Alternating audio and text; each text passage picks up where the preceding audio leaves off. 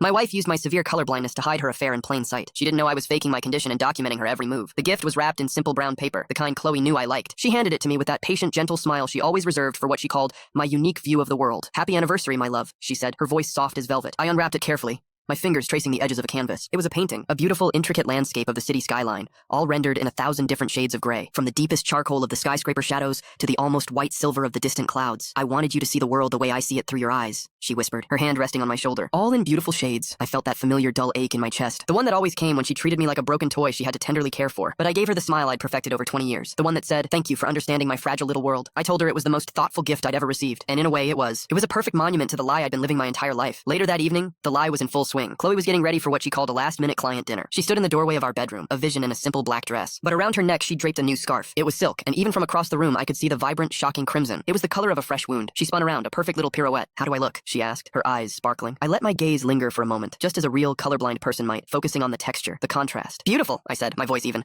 "That dark scarf really suits you." Her smile was blinding. It was the smile of total, absolute confidence. The smile of a person who knew, without a shadow of a doubt, that her deepest secrets were safe. She kissed me goodbye, her lips tasting of wine and something else I couldn't name. The door clicked shut, and I was alone in the quiet of our apartment on our anniversary. I started to clean up the remnants of our small celebration. Her wine glass, the wrapping paper, the plates from the cake we'd shared. Her leather-bound planner was lying open on the kitchen island, a place it never usually was. I went to close it, but my eyes caught something. A tiny, almost imperceptible dot, marked in a vibrant red ink right next to today's date. It was the exact same shade as her scarf. My heart started a slow, heavy drumbeat in my chest. "It's nothing," I told myself. "A coincidence." I picked up her wine glass, ready to wash it, but my hand froze. Her phone, sitting right next to the planner, lit up. A notification glowed on the screen. It wasn't a work email. It was a text from a man named Julian. My breath caught in my throat as I read the words. "Tonight was incredible. See you next week." The scarf, the dot on the calendar, the text. The pieces didn't just click into place. They slammed together with the force of a car crash. The gray world she thought I lived in suddenly exploded into a horrifying, brilliant, and painful spectrum of color. In that one shattering moment, I realized my entire marriage, my entire life with her, was just as much of a lie as my own. And it all started with a lie I told when I was 7 years old. A lie I never imagined would one day become my only weapon. It all started with peas. I was 7 years old, sitting at the dinner table, locked in a silent war with the mushy green pile on my plate. My mom was at the end of her rope. "Ethan, for the last time, eat your vegetables." I stared at them,